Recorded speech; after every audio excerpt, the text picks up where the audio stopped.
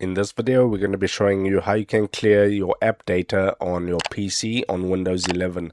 If this helps you out, drop a like on the video, subscribe down below, and let's just get into the video. So to clear your app data on your PC in Windows 11, it's relatively straightforward and simple. All you need to do is go to the search bar right here, and then just type in settings. The best match will be settings. You want to click on settings, and once the settings has loaded up, you want to go to the left hand side here and click on to apps, and then click on installed apps. This will now load up all of your installed apps, and to clear the app, all you need to do is search for it. So I'll search for an app right now. Okay, once all your installed apps have loaded, you can see the data that it's using up right here.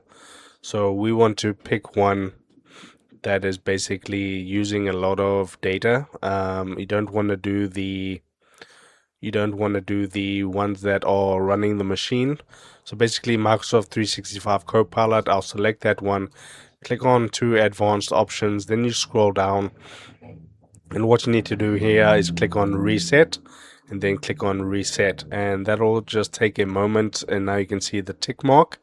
It has been reset and the data has been cleared. So if this helped you out, drop a like on the video and subscribe to my channel.